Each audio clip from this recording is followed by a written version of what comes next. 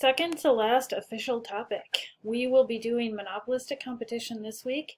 Next week, we will be doing oligopoly. Your book actually has a lot in oligopoly, so I could see it extending into 2 weeks if I decide the game theory stuff's interesting. I'm looking at my calendar right now. Note that the week of November 21st through the 27th is Thanksgiving break for us, so we won't have anything to do that week. We actually get a whole week off here. And then basically we're just going to have price discrimination. So yeah, we're doing super well. I was just talking to my colleague. She said, "How are you so far ahead?" I said, "It's online. You can't mess around, right? I promised to teach you Monopoly last week, and I did." So our promise this week is not that hard. We actually know everything that we need to know to do the neoclassical analysis of monopolistic competition. So this is just a refresher from a couple lectures ago. We've got perfect competition, monopolistic competition, oligopoly, and monopoly. So why am I pulling this up? In my other class, I asked the students, I thought it was just a throwaway question. Can you give me an example of a perfectly competitive firm? And they just froze. And I thought, wow, I did not teach that as well as I thought I had. So let's just remember, perfect competition, very large number of relatively small firms. It's easy to enter. You make zero profit in the long run, homogeneous goods, and basically you have a perfectly elastic demand for your product. You can sell as much as you want. So one of the questions I ask you on the homework this week is about advertising. A perfectly competitive firm would never advertise. What's the point, right? They can sell as much as they want at a certain price, and they have no power over what that price is. Then we've got monopoly, which we talked about last week. It's one seller, unique product, very few substitutes, no close substitutes, right? We're going to leave oligopoly for next class, a small number of relatively large firms. I always think of airlines. Like, am I going to start an airline? No, it's probably pretty hard to. But today we're talking monopolistic competition. And this is really where we can set aside from undergraduate teaching or possibly high school teaching, depending on the class you're teaching. Because it took me a really long time to even learn a model for this. And it's something that I think your textbook does really well. Most firms that you think of are monopolistically competitive. So when I'm driving through downtown Valpo on the way to work, very few oligopolies, no monopolies, no perfectly competitive firms. I've got like boutiques and coffee shops and things like that. So it's a large number of relatively small firms. This is super important. They're selling differentiated products. So when I go to Fluid Coffee, which is in Valpo, I get a very different experience than going to Uptown Cafe, which is like a coffee shop for the college. Super easy to enter and exit the market. Non-price competition is possible. Unfortunately, there is zero economic profit in the long run. So, again, an industry is monopolistically competitive if there's many buyers and sellers. Each firm offers a differentiated product. There's free entry into and exit from the industry. So a key difference between monopolistically competitive and perfectly competitive markets is that each firm produces a slightly differentiated product. Now, your textbook is obsessed with using toothpaste as an example of monopolistically competitive. I might argue with that. I think that there's probably an oligopoly, right? Because you've got Crest and you've got Colgate, they keep talking about them. And then they've got these small firms like Sensodyne or whatever. I think a lot of those are owned by Crest and Colgate. So my example of a monopolistically competitive firm is like hair salons. So it's a lot of hair salons, and none of them are quite the same, right? Like I go to a woman that specializes in curly hair. There's also Aveda salons that like sell Aveda products. We have Sport Clips, which, you know, apparently play sports while men get their hair cut. There's one in downtown Valpo where my kids get their hair cut. But the implication here is that the products are close, but they're not perfect substitutes, right? My haircut at one place is not the same as another. So the firm's individual demand curve is downward sloping, okay? So this is a huge assumption here. Because the haircuts from one place are slightly different than another, we can assume a downward sloping demand curve. That means that you have some market power, right? You can set your price. Of course, you're constrained by the demand curve.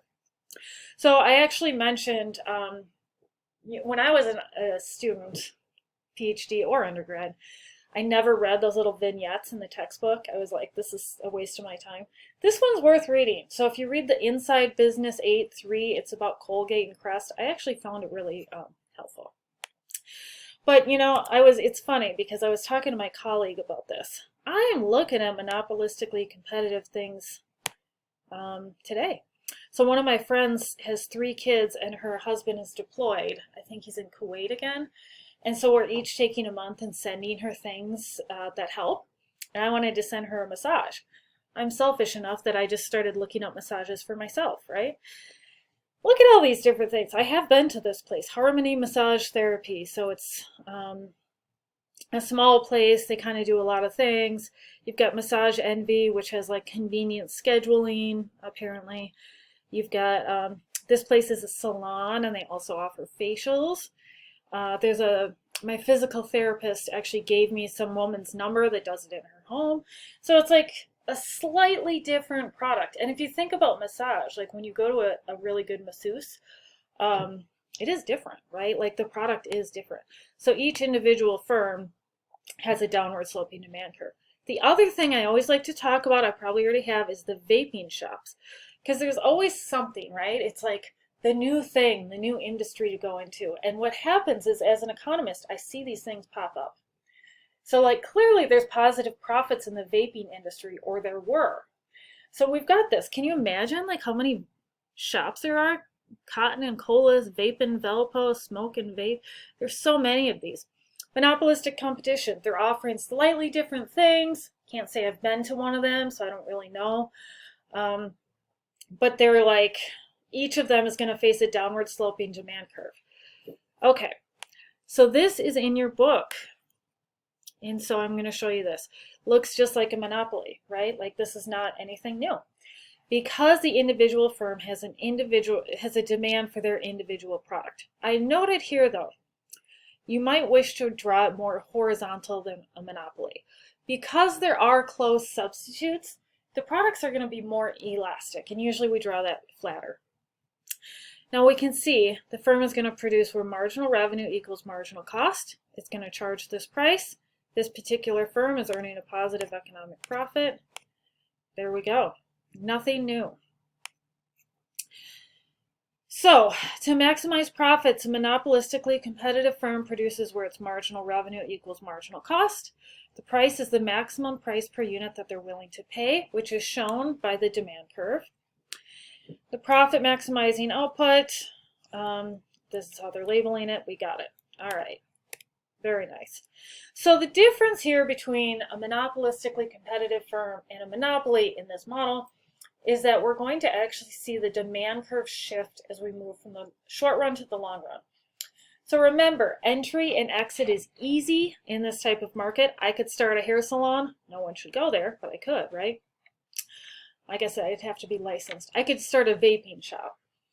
But like a monopolist doesn't have competitors, right? So we're not going to see anything change. Like the short run is the long run for the monopolist as long as they hold on to the market power.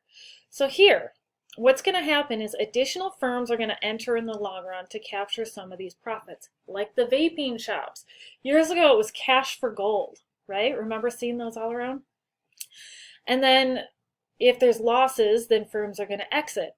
Once again, cash for gold, right? Clearly, they were losing money because they all went under, as far as I know. So again, we've got positive profit here. So basically what's going to happen is as firms see this positive profit, they're going to enter. When they enter, demand for the individual firm is going to shift left. That's a huge difference. It's not a supply shift here, like in perfect competition. So when firms enter, demand for that particular product shifts left. Let's think about this, right? If there's another vaping shop that opens, demand for vape and Velpo is going to shift to the left, right? Because some people will go to the new competitor. All right, so that's what it looks like. So demand shifts to the left, corresponding marginal revenue shifts to the left. There's a lot going on here. So let's just look at the price and quantity. Actually, let's go back. So if you can kind of see here, the marginal revenue is this, the new marginal revenue, and then we've got marginal cost here. So this is the new quantity. You go up to the new demand curve, this is the new price. Prior to this, they would have produced here at this price, okay? So the price has dropped and the quantity has dropped. We can assume that profits have dropped as well, okay? And in fact, we can see that profits have dropped because now we're at a zero profit equilibrium. So what happens is, as long as there's positive profits, firms are going to enter, demand shifts left, we stop here. The opposite is true if there's losses, right? If we're losing money, firms are going to leave, and demand for that particular firm is going to go up, and we end up here in the long run. So in the long run, monopolistically competitive firms produce a level of output such that price is greater than marginal cost, and price is equal to average total cost, which is greater than the minimum of average total cost. So let's talk about what this means. Price is greater than marginal cost. That means we have a deadweight loss. These should all be produced, right? So even though this is a zero profit firm, all of these should be produced because someone's willing to pay higher than the marginal cost. That's a deadweight loss. The second thing is that you can see the minimum of average total cost is here. We can assume this is long run average total cost. This is where what we would say economies of scale are realized. We're operating before those are realized, right? So firms are actually too small to realize their economies of scale. They're operating under capacity. So that's another feature of this market. So is there a deadweight loss? Yes, there is. That deadweight loss is right there. So I think this is a good place to stop. I'm going to move on to the next video.